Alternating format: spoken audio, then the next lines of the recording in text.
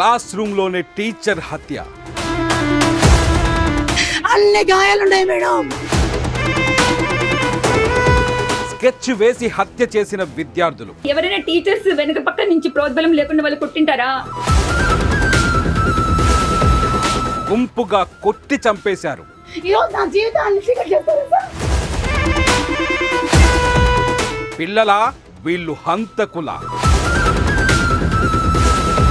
హెచ్చము పూర్తి టీచర్లు, తర్వాత ఆ పిల్లలు వాళ్ళే పూర్తి బాధ్యత. మీ పిల్లలు ఇలానే ఉన్నారా? Welcome to Suman TV. నేను మీ సుమన్ టీవీ నాగ్. రాయచోట్లో జరిగినటువంటి ఒక ఇన్సిడెంట్, స్కూల్లో పిల్లలే టీచర్ని చంపేశారు, అది కూడా 9th క్లాస్ పిల్లలు అనేటువంటిది ప్రధానంగా వస్తున్నటువంటి ఒక ఆరోపణ. ద సేమ్ టైం ఆ ఇన్సిడెంట్కి సంబంధించినటువంటి వాటిలో ఈ వీడియో చూస్తే మీకు క్లారిటీ వస్తుంది. సో దీనికి సంబంధించినటువంటి పూర్తి వివరాలు, ఆ చావు వెనక గల కారణాలు ఏంటనేది ఈరోజు మనతో పాటు ఎమోషనల్ హెల్త్ కోచ్ షఫీ గారు ఉన్నారు. అది వారి మాటలో తెలుసుకుందాము. Hello Shafi sir. Hello Nagaraju గారు. జరిగినటువంటి స్టోరీ ఏంటి, మీకేం అర్థమైంది, చావుకు గల ప్రధాన కారణాలు ఏమై ఉంటాయంటారు అసలు? నాగరాజు గారు, ఇక్కడ యాక్చువల్గా ఏంటంటే రీజన్స్ ఏంటి, ఎందుకు ఇలాంటి సంఘటన జరిగింది అన్నది ఒక పాయింట్. అది చూసే ముందు అసలు ఇన్సిడెంట్ ఏంటో చూసే ప్రయత్నం చేద్దాం. యాక్చువల్గా వైఫ్ అండ్ హస్బెండ్ ఇద్దరు కూడాను టీచర్సే.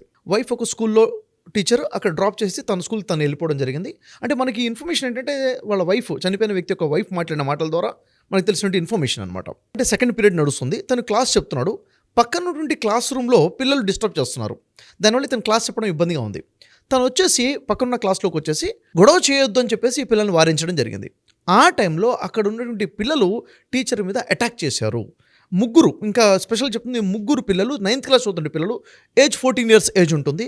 వాడు పిడి గుద్దులతో వాళ్ళ ముగ్గురు ఇతని మీద అటాక్ చేశారని చెప్పేసి, అంటే శరీరంలో మొత్తం కూడా కందిపోయి ఉంది అని చెప్పేసి చెప్పడం జరుగుతుంది.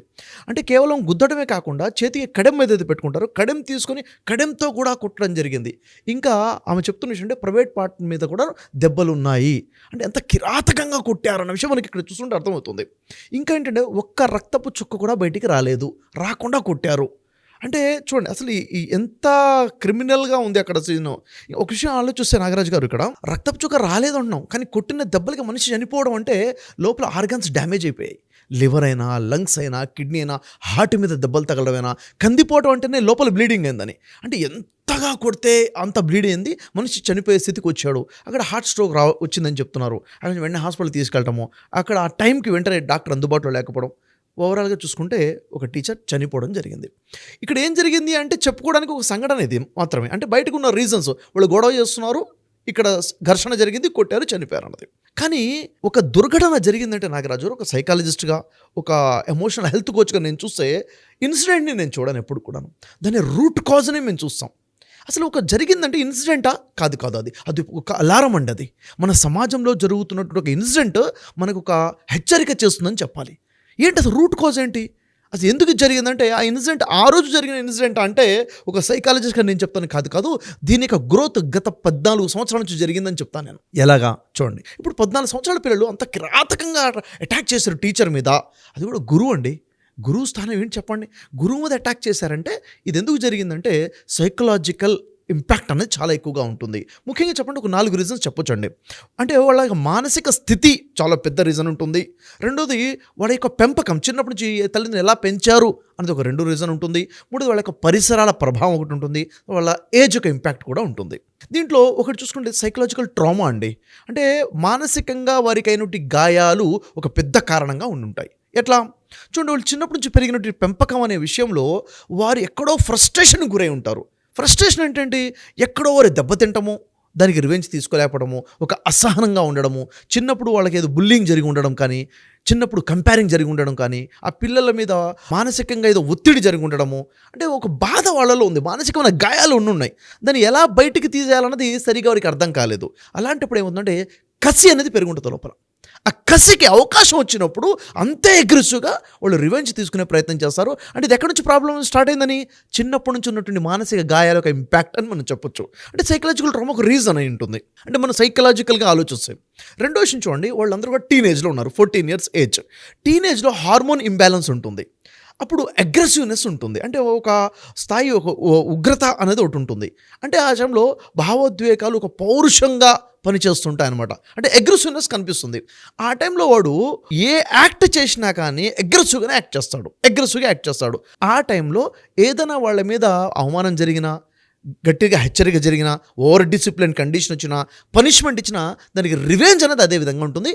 ఏజ్ గ్రూప్ యొక్క ఇంపాక్ట్ వల్ల, అంటే టీనేజ్ యొక్క ఇంపాక్ట్ వల్ల. ఇలాంటప్పుడు ఎలా డీల్ చేయాలన్నది కూడా మనకు తెలిసి ఉండాలి కదా. అంటే ముందు రీజన్స్ చెప్తాను నాగరాజు గారు, తర్వాత అసలు దీనికి సొల్యూషన్ అంటూ కూడా మనం చూడాలి. ఎందుకంటే సమస్య గురించి మాట్లాడడం కాదు మనకు కావాల్సింది, సొల్యూషన్ ఈజ్ వెరీ ఇంపార్టెంట్. ఆ తర్వాత ఇంకొక రీజన్ చూసుకుంటే నాగరాజు గారు, చాలా పెద్ద రీజన్, ఇది ఆలోచిస్తేనే అర్థమవుతుంది. నేను చెప్తే అవును కదా అనిపిస్తాను మీకు కూడా. చూడండి, ఇప్పుడు ఇక్కడ 3 పిల్లలు కలిసి ఒక టీచర్ని పిడిగుద్దులు గుద్ది చనిపోయేంతవరకు చేశారు అంటే, నేను చెప్పండి ఇదే ఇన్సిడెంట్ 3 కాకుండా ఒకటి ఉంటే చేయగలుగుతాడా? లేదు, చేయలేడు. అంటే ఒక్కడు ఒంటరిగా ఉన్నప్పుడు చేయలేని ధైర్యము ఒక గుంపులో ఉన్నప్పుడు వస్తుంది. గ్రూప్ సైకాలజీ అంటారండి నాగరాజు గారు. ఇక్కడ ఏమవుతుందంటే, మేము ఉన్నాము, నా హీరోజం వాడి ముందు చూయించుకోవాలి, నేను గొప్పగా కనపడాలి, నా పవర్ చూపించాలి, నేను బలవంతుడని చూపించుకోవాలి అన్న సైకాలజీ క్రియేట్ అవుతుంది గ్రూప్లో ఉన్నప్పుడు. కాబట్టి ఈ గ్రూప్ యొక్క ఇంపాక్ట్ వల్ల కూడాను ఈ అటాక్ అనేది జరుగుతుంది. అంటే ఒంటరిగా చేయలేని పని ఒక గ్రూప్లో ఉన్నప్పుడు చేస్తాడు. కాబట్టి వాడు ఎలాంటి గ్రూప్లో ఉంటున్నాడు, ఎలాంటి ఫ్రెండ్షిప్లో ఉంటున్నాడు, వాడి పరిసరాలు ఉన్న సర్కిల్ ఏంటి అని చాలా పెద్ద ఇంపాక్ట్ ఉంటుంది. పక్కవాడు పాజిటివ్ మైండ్ సెట్ ఉంటే ఆ ఇంపాక్ట్ వీడి మీద ఉంటుంది. నెగిటివ్ ఇంపాక్ట్ ఉంటే ఇక్కడున్న నెగిటివ్ ఆ నెగిటివ్ కలిసేసి స్ట్రాంగ్ అగ్రెసివ్ నెగిటివ్లోకి వెళ్తారు. అంటే పీర్ గ్రూప్ ప్రెజర్ అంటారు దీన్ని. అంటే పరిసరాలు, స్నేహితుల యొక్క ప్రభావం బలంగా పనిచేసిందని ఇక్కడ క్లియర్గా అర్థమవుతుంది. 3 కలిసి అటాక్ చేశారు అన్నది సైకాలజీ. ఇక్కడ నాగరాజు చూడండి, వాళ్ళ వైఫ్ మాట్లాడిన విషయాల్లో ఆయన చాలా డిసిప్లిన్ మెయింటైన్ చేస్తారండి, డిసిప్లిన్ గురించి బోధిస్తారు. యాక్చువల్లీ చూడండి, ఇక్కడ వాళ్ళు గొడవ చేసినప్పుడు ఏదో అనుంటాడు కదా, సైలెంట్గా ఉండండిరా అని ఎన్నిసార్లు చెప్పాలి అనేది గద్దించుంటాడు టీచర్ అన్న తర్వాత. అంటే వీళ్ళ ఆలోచన, అరే నిన్ను ఇంత మాట అన్నాడరా అని చెప్పేసి వీడంటే, అవును కదా ఇంత మాట నేను ఊరుకుంటానా, వీడు అటాక్ చేస్తాడు. నిన్ను అన్నాడా, నేను ఊరుకోనరా, నా ఫ్రెండ్ నువ్వు అని చెప్పి చూసారు. ఈ నెగిటివిటీ వల్ల అగ్రెసివ్నెస్ ఎక్కువ అయిపోతుంది. ఈ గ్రూప్ సైకాలజీ అనమాట. తర్వాత నాగరాజు గారు ఇక్కడ చిన్నప్పటి నుంచి పెంపకం యొక్క ఇంపాక్ట్, పేరెంటింగ్ అండ్ గైడెన్స్ అనేది చాలా పెద్ద ఇంపాక్ట్ అండి. ఎవడు కూడా ఒకేసారి ఇలాంటి మనస్తత్వంలోకి రాడు కదా, అవునా కదా. ఒక వ్యక్తి ఇంత క్రిమినల్గా యాక్ట్ చేస్తున్నాడు, ఇంత హింసాత్మకంగా వైలెంట్గా ఉన్నాడంటే వైలెన్స్ అనేది వన్ డేలో వచ్చేది కాదు. ఇది చిన్నప్పటి నుంచి పెంపకం యొక్క ప్రభావం ఖచ్చితంగా ఉంటుంది. ఉదాహరణ చూడండి నాగరాజు గారు, పిల్లలకి చిన్నప్పటి నుంచి కూడా మోరల్ వాల్యూస్ చెప్పామనుకోండి, అరే పెద్దవాళ్ళు అంటే ఇలా ఉంటుందిరా, పెద్దవాళ్ళతో ఇలా మాట్లాడాలరా, గౌరవంగా మాట్లాడాలి, వాళ్ళ ముందు ఇలా కూర్చోవాలి, ఇలా నిల్చోవాలి అని చిన్నప్పటి నుంచి టీచ్ చేసుకుంటూ వస్తే, వాడు పెద్ద అవుతున్న కొద్దీ పెద్దవాళ్లతో అగౌరవంగా మాట్లాడకూడదు, గట్టిగా మాట్లాడకూడదు, వ్యతిరేకంగా మాట్లాడకూడదని ఆలోచన ఉన్నవాడు వైలెంట్గా అటాక్ చేసి పిడిగుద్దులు గుద్దుతాడా? అవకాశమే లేదు కదా. అంటే చిన్నప్పటి నుంచి ఎలా పెరిగే అవకాశం ఉంటుందంటే, చాలా సందర్భాలు చూడండి నాగరాజు గారు, నాన్నని ఏం రా అని చిన్నోడంటే, అరే వీడు నన్ను అరే అన్నాడు అని చెప్పేసి, అంటే నాన్నని తిడితే కూడా అది గొప్పగా భావించి నలుగురు చెప్పుకునే పేరెంట్స్ కూడా ఉన్నారండి. అంటే ఏది మంచి ఏది చెడు, ఏది మోరల్ ఏది ఇమ్మోరల్ అని చూడకుండా పిల్లల్లో నెగిటివిటీ వస్తున్నా కానీ దాన్ని గొప్పగా కాలర్ ఎగరేసుకొని ఇంత గొప్పగా చెప్పుకునే వాళ్ళు ఉన్నారనమాట. అంటే చిన్నప్పటి నుంచి ఉన్నటువంటి ఇంపాక్ట్ వల్ల కూడాను వాళ్ళకి ఈ వైలెన్స్ అనేది వచ్చి ఉంటుంది. రెండోది, చిన్నప్పటి నుంచి ఫ్యామిలీలో వైలెన్స్ చూశారనుకోండి, అంటే అగ్రెసివ్గా కొట్టడము, తిట్టడము అన్నది చూసుంటే దాన్ని మిమిక్ చేస్తారు, దాన్నే వీళ్ళు కూడా అనుకరించే ప్రయత్నం చేస్తారు. ఇది ఫ్యామిలీ యొక్క ఇంపాక్ట్, పెంపకం వల్ల ఇంపాక్ట్ అని చెప్పొచ్చు. ఇది వన్ డేలో జరిగింది కాదు కదా, చిన్నప్పుడు జరుగుతుంది. ఇదంతా కూడా మనం చూసుకోవాలి. రూట్ కాజ్ ఏంటి అంటే ఇది రూట్ కాజ్ అయి ఉంటుంది. మరొక రీజన్ చూడండి నాగరాజు గారు, కామన్గా చాలా ఫ్యామిలీస్లో జరిగేది, పిల్లల ముందే తల్లిదండ్రులు గొడవ పడుతున్నారు, గొడవ పట్టి అరుసుకొని కొట్టుకునేదాకా వెళ్తుంది. ఎంత వైలెంట్గా కనిపిస్తారంటే, పిల్లలు దాన్ని 1 సారి 2 సార్లు 3 సార్లు చూసిన తర్వాత అసలు వీళ్ళు ఇంత గ్రాంటెడ్గా తీసుకున్నారు కదా గొడవ పట్టడం, కొట్టడము, ఇది కామన్ బిహేవియరా, ఇదే విధంగా బయట కూడా ఉంటుందా, అంటే మనల్ని ఎవరన్నా అంటూ మనం ఇలా యాక్ట్ చేయాలా, ఇలా అటాక్ చేయాలా అనేది వాళ్ళు నేర్చేసుకున్నారు, వాళ్ళకి నేర్పేసి చేసాం మనం. అంటే ఫ్యామిలీ ఇంపాక్ట్ ఇంత బలంగా పిల్లల్ని ఇంత వైలెంట్గా తయారు చేయడం ఉంది. ఈ 3 పిల్లలు ఈరోజు ఇక్కడ మర్డర్ చేసే స్థాయికి వెళ్ళారు అంటే, కొట్టి చంపేశారంటే వెనక బ్యాక్గ్రౌండ్ ఖచ్చితంగా ఉంటుంది నాగరాజు గారు. అంటే ఎలాంటి విత్తనం వేసాము, మెడికల్ హిస్టరీ ఎలా ఉంటుంది, సైకలాజికల్గా ఆ విధంగా గురై ఉంటుంది. ఎలాంటి విత్తనం వేస్తే అలాంటి మొక్కే వస్తుందన్నట్టుగా అలాగే పెంపకం జరిగింది కాబట్టి అలాంటి రిజల్ట్ వచ్చిందని మనకు అర్థమవుతుంది. రీజన్స్లో మరొక రూట్ కాజ్ ఏంటిదంటే, ఈరోజు మీడియా యొక్క ఇంపాక్ట్, డిజిటల్ ప్లాట్ఫామ్. ఈరోజు గేమింగ్స్ వచ్చాయి, రకరకాల గేమింగ్స్ వచ్చాయి. గేమింగ్లో ఎలా ఉంది, వీడు వాడిని చంపడం, వీడిని చంపడం, వాడిని గుద్దడం, వాడిని నరకడం. గేమింగ్లో కూడా కొట్టుకోవడమే గేమింగ్గా కనిపించింది. అంటే కొట్టుకోవడం వెరీ కామన్గా కనిపిస్తుంది. అంటే కొట్టడం అంటే తప్పు కాదు, కొట్టడమే, ఇదొకటి. మూవీస్లో చూడండి నాగరాజు గారు, మూవీస్ ఎంతగా చూపిస్తున్నారంటే అక్కడ హీరో అంటేనే నరకడం, నలుగురిని కొట్టడం, నలుగురిని కొరకడం. ఈరోజు వచ్చినట్టు పాన్ ఇండియా మూవీస్ చూడండి, మూవీ పేరు నేను చెప్పదలుచుకోవట్లేదు, చూస్తే హీరో కొరికేస్తున్నాడు, నరికేస్తున్నాడు, దాన్ని ఒక పెద్ద హీరోజంలా చూపించేస్తున్నారు. ఇది చూసిన తర్వాత నేను కూడా హీరో అవ్వాలి కదా, మరి నేను కూడా హీరో అవ్వాలి, నేను కొరకాలి కదా, పిడిగుద్దులు గుద్దాలి కదా, నేను ఒకేసారి నలుగురిని అటాక్ చేయాలి కదా, ఇదే హీరోయిజం కదా అంటే ఎంత ఇంపాక్ట్ ఉంది చూడండి. ఖచ్చితంగా ఆలోచనలు ఇలా బిల్డ్ అవుతున్నాయి. నాగరాజు ఒక మాట చెప్తాను, ఒక వ్యక్తి కొరికాడు అంటే దంతాలతో కొరుకుతాడు, గుద్దాడు అంటే చేత్తో గుద్దుతాడు, కొట్టాడు తన్నాడు అంటే కాలుతో అంటారు. కాదు, యాక్చువల్గా ఇది మనస్సుతో, ఆలోచనతో గుద్దుతాడు. అంటే ముందు కొరకాలని ఆలోచన వస్తేనే తర్వాత కొరుకుతాడు, కొట్టాలని ఆలోచన వస్తేనే తర్వాత చేత్తో కొడతాడు. అంటే ఇది మొత్తం జరుగుతుంది చేతులతో కాళ్ళతో కాదు, ఆలోచనతో జరుగుతుంది, సైకలాజికల్గా జరుగుతుంది. ఇక్కడ డిస్టర్బ్ అవుతుంది, ఇక్కడ ఇంపాక్ట్ వస్తుంది, మీడియాకు ఇంపాక్ట్. చూస్తున్నటువంటి సోషల్ మీడియా కానివ్వండి, సీరియల్స్, మూవీస్, గేమ్స్, ఇవన్నీ కూడా చాలా నెగిటివ్ ఇంపాక్ట్ చూపిస్తున్నాయి. అది చూసి అదే నా లైఫ్లో నేను కూడా అలా యాక్ట్ చేయాలి, నన్ను 10 మంది గౌరవించాలంటే, నన్ను చూసి 10 మంది భయపడాలి అంటే, అది హీరోస్ ఎంచుకోవాలంటే నేను కూడా ఇలా ఉండాలి, నా బిహేవియర్ ఇలా ఉండాలి అనేది నేర్చేసుకుంటున్నాను నాగరాజు. ఎమోషనల్ ట్రిగ్గర్ అయిపోతుంది. అంటే మనం దీన్ని అసలు ఏం పరిశీలించకుండా, దీనికి ఎవరైనా ఏదైనా మాట అంటే ఇలానే చేయాలేమో, ఇలా చేస్తేనే హీరోయిజం, ఇలా చేస్తేనే కరెక్ట్. సోషల్ మీడియా ఇంపాక్ట్ చాలా బలంగా ఉంది, చాలా బలంగా ఉంది. ఇంకోటి నాగరాజు గారు, ఇంకా పర్సనల్గా ఇప్పుడు ఈ ఇన్సిడెంట్ గురించి చూసుకుంటే, ఇలాంటి ఇన్సిడెంట్ ఎందుకు జరుగుతుంది అసలు? టీచర్స్ని అబ్యూస్ చేయడమో, టీచర్స్ని కొట్టడం, చంపడం అన్నది ఎందుకు జరుగుతుందంటే, రిలేషన్షిప్. టీచర్ తన స్టూడెంట్తో ఎలాంటి రిలేషన్ మెయింటైన్ చేస్తున్నాడు అన్నది చాలా ఎక్కువ ఇంపాక్ట్ ఉంటుంది. అంటే for example, teacher over punishment చేస్తున్నాడు అనుకోండి, అక్కడ పిల్లల్లో అందరూ ఒకలా ఉంటారు కదా, పిల్లలకి పెంపకం బట్టి కొంతమంది వైలెంట్గా ఉంటారు కదా, వాళ్ళు ఈ విధంగా అటాక్ చేసే అవకాశం ఉంటుంది. డిసిప్లిన్ ఉండాలి, డిసిప్లిన్ నేర్పాల్సిందే, క్రమశిక్షణ. దాంట్లో ఓవర్ డిసిప్లిన్ గురించి ఓవర్ కండిషన్స్ పెట్టడం మొదలు పెడితే అది కూడా వాళ్ళు యాక్సెప్ట్ చేయలేరు, దానికి కూడా ఇలాంటి వైలెంట్ బిహేవియర్ వచ్చే అవకాశం ఉంటుంది. కాబట్టి ఎలాంటి రిలేషన్ మెయింటైన్ చేస్తున్నాం అనే దాని మీద కూడా ఈ ఇన్సిడెంట్ జరిగి ఉంటుంది. అయితే ఇప్పటివరకు రీజన్స్ మాట్లాడాం నాగరాజు గారు. సొల్యూషన్ ఏంటి అసలు? ఏం చేస్తే ఇలాంటి ఇన్సిడెంట్ జరగకుండా ఉంటాయి?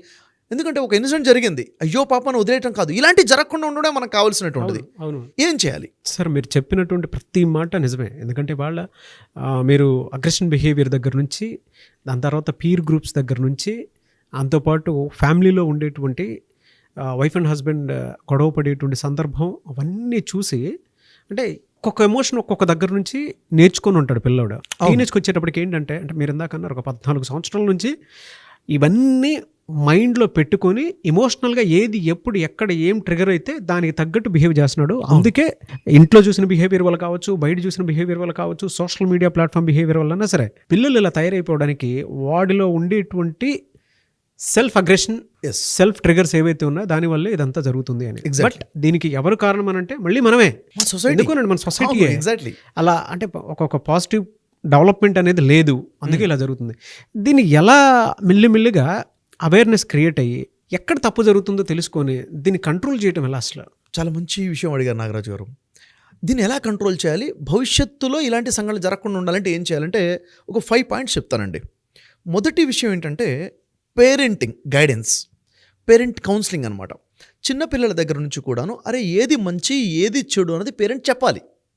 మోరల్ బిహేవియర్ ఎలా ఉండాలో చెప్పాలి, మోరల్ వాల్యూస్ ఎలా ఉండాలో చెప్పాలి, పెద్దలతో ఎలా మాట్లాడాలి, ఒక అమ్మాయితో బిహేవియర్ ఎలా ఉండాలి, టీచర్ యొక్క విలువ ఏంటి, పెద్దవాళ్ళతో ఎలా ఉండాలి ఎలా ఉండకూడదు అనేది చిన్నప్పుడు చెప్పడం మొదలు పెడితే వాడికి అర్థమైపోతుంది. గీత ఇది మంచి ఇది చెడు అన్నది వాడికి అర్థమైపోతుంది అంట. పేరెంటింగ్ గైడెన్స్ అనమాట. ఇంట్లో బట్టలు వేసుకునే ప్రాసెస్ దగ్గర నుంచి నేర్పించాలి. అంతే, మీరు వేసుకునే బట్టల దగ్గర నుంచి పిల్లలు అనుకరణ చేస్తారు, మాట్లాడతారు.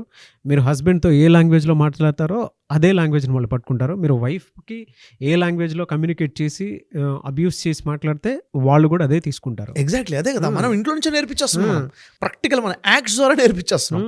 ఎగ్జాంపుల్ చెప్తున్నాను సార్, అంటే వైఫ్ని కొంతమంది అరే అని పిలుస్తూ ఉంటారు. అవును, వైఫ్ కూడా హస్బెండ్ అరే అని చెప్పేసి పిలుస్తాడు, పిల్లాడు కూడా అదే పిలుస్తాడు. ఇది ప్రతి ఇళ్లలో జరిగేది సార్. ఇదే వాళ్ళ అంటే కింద కామెంట్ బాక్స్లో మీరు చెప్పింది కరెక్టే నాగరాజ్ గారు అని చెప్పి డెఫినెట్గా పెడతారు. ఎందుకంటే అది ఉంది పేరెంట్స్ని. పిల్లాడు కూడా అరే అంటే మనకు ముద్దుగా అనిపించినట్లు అంటే వెంటనే వాళ్ళు అరే భలే పిలుస్తున్నాడే నన్ను, మీతో పాటు పెరుగుతున్నారు అని అంటే పిల్లలు మీ బిహేవియర్ని కూడా తీసుకుని బయటకు వెళ్తున్నాను అంటే మీరు ఇక్కడ ఏం చేస్తే బయట కూడా అదే చేస్తారు. ఇప్పుడు ఇక్కడ వింటున్నాడు, చూస్తున్నాడు, గమనిస్తున్నాడు, ఫీల్ అవుతున్నాడు, ఇది నేర్చేసుకుంటాడు. ఇవన్నీ కూడా ఒక లేయర్స్ లాగా బ్రెయిన్లో తయారైపోతాయి ఖచ్చితంగా. ఇంకా పేరెంట్స్ నేర్పాల్సినటువంటి మరొక విషయం ఏంటంటే లైఫ్లో ఫ్రస్ట్రేషన్ వెరీ కామన్ అండి. అనుకున్నది జరగకపోవటమే కదా. ఏదో సాధించాలనుకున్నాం, సాధించలేకపోయాము, ఒక ఎక్స్పెక్ట్ చేసాము, అది జరగలేదు, ఫ్రస్ట్రేషన్ వస్తుంది. ఈ ఫ్రస్ట్రేషన్ ఎలా మేనేజ్ చేయాలో నేర్పించగలగాలి. అరే ఇప్పుడు కాకపోతే తర్వాత అవుతుందిరా, ఇప్పుడు అవ్వలేదు కదా, మళ్ళీ ప్రయత్నించు, మళ్ళీ వస్తుంది. టాలరెన్స్ లేకుండా పోయింది. ఇంకా దాన్ని ఎలా అవుట్ బర్స్ట్ అవ్వాలంటే నెగిటివిటీగా బర్స్ట్ అవుతున్నారు కదా ఇప్పుడు ఈ వైలెంట్ యాక్ట్ అన్నది. అంటే ఫ్రస్ట్రేషన్ ఎలా మేనేజ్ చేయాలన్నది కూడా చిన్నప్పుడు పేరెంట్స్ చెప్పాలి. చెబితే ఇప్పుడు రాలేదు కదా, పర్లేదు తర్వాత వస్తుంది, ఏం మునిగిపోలేదులే, మళ్ళీ ప్రయత్నిద్దులే అన్నట్టుగా మనం ఎడ్యుకేట్ చేయాలన్నమాట. అంటే ఆలోచన ప్యాటర్న్ ఎలా ఉండాలి పాజిటివ్గా అన్నది నేర్పించడం వల్ల ఇలాంటి ఇన్సిడెంట్ జరగకుండా మనం ఆపగలుగుతాం భవిష్యత్ తరాలలో కూడాను. మరొకటి సెకండ్ పాయింట్ ఏంటంటే నాగరాజు గారు, టీచర్స్ ట్రైనింగ్. టీచర్స్కి స్పష్టమైన ట్రైనింగ్ ఇవ్వాలి. ఎందుకంటే 7th క్లాస్ లోపల ఉన్న పిల్లల టీచర్స్కి ఒకలాంటి ట్రైనింగ్ ఉంటుంది. టీనేజ్ స్టార్ట్ అయిపోయింది, ఎప్పుడైతే 13 years 14, 15 అంటే 8th, 9th, 10th పిల్లల ఆలోచనలు మొత్తం మారిపోయి ఉంటాయి. అక్కడ మొత్తం కూడా హార్మోనల్ ఇంబ్యాలెన్స్ అయి ఉంటుంది. ఆ పిల్లల్ని ఎలా డీల్ చేయాలనేది స్పెషల్ సబ్జెక్ట్. వాళ్ళకి దాని విషయం ట్రైనింగ్ ఇవ్వాలి. వాళ్ళ అగ్రెసివ్నెస్ని ఎలా చేయాలి, వాళ్ళ విషయాన్ని ఎలా అర్థం చేసుకుని ఎంపతిగా ఎలా బిహేవ్ చేయాలన్నది టీచర్స్కి ట్రైనింగ్ లేకపోతే పాపం వాళ్ళు సరిగ్గా బిహేవ్ చేయలేకపోతే ఇలాంటి ఇన్సిడెంట్ జరుగుతుంటాయి. కాబట్టి స్పెషల్గా టీచర్స్కి వీటి మీద ట్రైనింగ్ జరగాలి. థర్డ్ పాయింట్ ఏంటి, ఇలాంటి జరగకుండా ఉండాలంటే ప్రతి స్కూల్లో కూడా, గవర్నమెంట్ అయినా ప్రైవేట్ స్కూల్లో అయినా కానీ అక్కడ ఎమోషనల్ హెల్త్ కోచెస్ ఉండాలి. ఒక టీం మెయింటైన్ అవ్వాలి. ఎందుకంటే క్లాస్ రూమ్లో ఉన్నటువంటి 20-30 మంది పిల్లల్లో ఎవరో ఒకడు అగ్రెసివ్గా బిహేవ్ చేస్తారు, అబ్నార్మల్ బిహేవియర్ ఉంటుంది. ఉన్నప్పుడు వాడిని ఇంకా తిట్టి కొట్టి భయపెట్టి కంట్రోల్ చేసే ప్రయత్నం చేస్తారు. రాంగ్ బిహేవియర్, అది తప్పదు, ఆ ట్రీట్మెంట్ కరెక్ట్ కాదు. అసలు దాని రూట్ కాజ్ అర్థం చేసుకుని వాడిని ప్రాబ్లం అర్థం చేసి వాడిని కౌన్సిలింగ్ చేసే ఒక వ్యక్తి ఉండాలి స్కూల్లో. ఇలాంటి టీం ఉంటే స్కూల్స్లో ఇలాంటి బిహేవియర్ లేకుండా మనం కంట్రోల్ చేయొచ్చు. అంటే ఖచ్చితంగా సైకాలజిస్ట్ ఉండాలి, ఎమోషనల్ హెల్త్ కోచ్ స్కూల్లో అపాయింట్ అవుతే ఇలాంటి ఇన్సిడెంట్స్ నుంచి సమాజాన్ని కాపాడుకోవచ్చు ఖచ్చితంగా. తర్వాత 4th పాయింట్ ఏంటి నాగరాజు గారు, మీడియా మీద అవేర్నెస్ కల్పించాలి. ఏదైతే నువ్వు చూస్తున్నావో అది ఫేక్ రా, రియల్ లైఫ్ వేరు, ఫేక్ లైఫ్ వేరు. మీరు అసలు అక్కడ నియంత్రణ కూడా జరగాలి. ఏది చూడాలి, ఏది చూడకూడదు, పిల్లలు ఏ ఏజ్లో ఉన్నప్పుడు ఏది చూడొచ్చు, ఏది చూడకూడదు, ఏ గేమ్స్ ఆడాలి, ఏ గేమ్స్ ఆడకూడదు. ఎందుకంటే దీని ఇంపాక్ట్ ఉంటుంది కాబట్టి ఖచ్చితంగా వాళ్ళు చూసే దాని మీద స్క్రీన్ కంట్రోలింగ్ ఉండాలి, వాళ్ళు చేసే దాని మీద కంట్రోలింగ్ చేసే ఎడ్యుకేషన్ కూడా ఉండాలి. లాస్ట్ పాయింట్ ఏంటంటే బేసిక్గా పిల్లలకి ఏది క్రైమో చెప్పాలి, చట్టం ప్రకారంగా ఏది తప్పు, శిక్షలు ఎలా ఉంటాయో, ఇది కూడా బేసిక్ అవేర్నెస్ స్కూల్లో జరగాలి. ఎప్పుడైతే ఇలాంటి ఎడ్యుకేషన్ ఉంటుందో ఇలాంటి ఇన్సిడెంట్స్ ఫ్యూచర్లో జరగకుండా మనం కాపాడగలుగుతాం. ఇప్పుడు ఇన్సిడెంట్ జరిగిందంటే గతంలో చేసిన తప్పు వల్ల జరిగింది. ఇప్పుడు మనం టేక్ కేర్ చేస్తే భవిష్యత్తు తరాలను మనం కాపాడుకోవచ్చు. బట్ ఈ వీడియోని మాత్రం ప్రతి స్కూల్ కాలేజ్లో డెఫినెట్గా ప్లే చేయండి. కింద కామెంట్ బాక్స్లో మీ స్కూల్ కాలేజ్లో ఏదైనా జరుగుతుందనంటే, పిల్లలు మాట వినట్లేదు అనేటువంటి ఆలోచన మీకు అనిపిస్తే కామెంట్ బాక్స్లో పోస్ట్ చేయండి. లేదు షఫీ గారికి డైరెక్ట్గా మీరు కాల్ ఆర్ మెసేజ్ వాట్సాప్ చేసినా సరే డెఫినెట్గా మీరు అపాయింట్మెంట్ బుక్ చేసుకొని ఏదైనా మంచి అవేర్నెస్ క్లాసెస్, మేము మీతో పాటు రెడీగా ఉన్నాం రావడానికి, ఏదైనా మంచి అవేర్నెస్ క్లాసెస్. అంటే పిల్లలకి వాళ్ళ ఎమోషన్స్ ఏ విధంగా ఉన్నాయి అని అంటే వాళ్ళు ఏం చూస్తే అదే చేస్తున్నారు. జనరల్గా అంటూ ఉంటారు మనసు చెప్పిన ప్రతి చోట మనిషి వెళ్ళకూడదని చెప్పేసి. కానీ పిల్లల పరిస్థితి ఎలా ఉంది, కొంతమందికి ఆ పేరెంట్స్ అది అర్థం అవుతుంది, కొంతమంది పేరెంట్స్కి అది అర్థం కాదు. చూసిందల్లా కావాలంటాడు, ఆలోచించిందల్లా అదే జరగాలని చెప్పేసి అంటూ ఉంటాడు. మీరు ఏం చేయగలుగుతారు? బట్ దానికి కూడా ఒక ఎడ్యుకేషన్ ఉంది, ఇమోషనల్ హెల్త్ అనేటువంటి ఒక ఎడ్యుకేషన్ ఉంది. అది షఫీ గారి దగ్గర మాత్రమే దొరుకుతుంది. అండ్ ప్యాకేజెస్ వైజ్లో కూడా క్లాసెస్ ఉన్నాయి. మీకు క్లాసెస్ కావాలి అనుకుంటే కూడా ఎమోషనల్ హెల్త్ కోచ్ మీద డెఫినెట్గా మీరు రేపు 28th అంటే December 28th జరిగేటువంటి క్లాస్కి కూడా మీరు అటెండ్ అవ్వచ్చు. పిల్లల్లో ఏదైనా సరే ఒక్కొక్క ఎమోషన్ని, పిల్లలు తప్పు చేస్తున్నారని మీకు తెలిసిన, మాట వినట్లేదు మీకు అనిపించినా, లేదంటే పిల్లలు సరిగా ఫోకస్ చేయలేకపోతున్నారు, ఎడ్యుకేషన్ మీద సరిగా మార్క్స్ రావట్లేదు, మనం ఏది చెప్పినా తీసుకోలేకపోతున్నారు, అగ్రెసివ్ బిహేవియర్ ఉంది అనుకుని మీకు అనిపించినా కూడా మీరు క్లాస్కి అటెండ్ అవ్వాలి అనుకుంటే December 28th క్లాస్ స్టార్ట్ అవుతుంది. సో మీరు అప్రోచ్ అయ్యి ఎన్రోల్ చేసుకోవాలనుకున్నా, లేదంటే మీ పిల్లల బిహేవియర్ బాగాలేదనుకున్నా, కొంతమందికి మొబైల్ అడిక్షన్ ఉంటుంది, దాని నుంచి ఎలా బయటపడాలో తెలియదు, కొంతమంది పిల్లలకి తెలియకుండానే బయట డ్రగ్స్కి వాటికి బానిస అయిపోతూ ఉంటారు. మీకు తెలియకుండానే చుట్ట, సిగరెట్, బీడీ అని చెప్పేసి ఏదో ఒక్కొక్క మత్తుపానీయానికి అలవాటు అయిపోయి ఉంటారు. ఆ బిహేవియర్ కూడా మీకు అర్థం కాకపోవచ్చు కొన్నిసార్లు. బట్ మీరు గమనించిన తర్వాత అయినా సరే దాన్ని కంట్రోల్ చేయాలనుకుంటారు. ఎలా అనేది తెలియదు, వాళ్ళు అడిక్షన్ లోపలికి వెళ్ళిపోయి ఉంటారు. ఇవన్నీ కంట్రోల్ చేయాలి అని అంటే ఎలా అనంటే ఎమోషనల్ హెల్త్ కోచెస్కి మాత్రమే తెలుసు. ఎలా నేర్పించాలి, ఇప్పుడున్న సమాజానికి తగ్గట్టు ఆ పోకుండా ఎలా మనం డెవలప్ చేయాలి అనేది షఫీ గారు లాంటి వాళ్ళకే తెలుసు. కాబట్టి మీరు అప్రోచ్ అవ్వాలనుకుంటే వెంటనే స్క్రీన్ మీద కనిపిస్తున్న నెంబర్కి సంప్రదించండి. బట్ ఇటువంటి వీడియోస్కి అవేర్నెస్ కోసం అన్నా సరే మేము ఒక కాంబోగా, అంటే ప్రతి తెలుగు రాష్ట్రాల్లోనే వెళ్ళాలనేటువంటి ఉద్దేశంతో చేస్తున్నాము. డెఫినెట్గా షేర్ చేయండి. కింద కామెంట్ బాక్స్లో మీ స్కూల్ కాలేజ్లో కనుక ఇది జరుగుతూ ఉందని అంటే పోస్ట్ చేయండి. లేదు అంటే మిస్టర్ నాగ్ అఫీషియల్ 1 అన్న ఇన్స్టాగ్రామ్ ఐడి ఉంది, దానికి మీ పర్సనల్ కాంటాక్ట్ నెంబర్ పెట్టి మీ స్కూల్ కాలేజ్లో ఇలా ఉంది అని అంటే డెఫినెట్గా మేము ఒక సొల్యూషన్గా మీ దగ్గరకు వస్తాము. ఎనీవేస్ థ్యాంక్ యూ అండి, thank you so much Shafi గారు. Thank you much.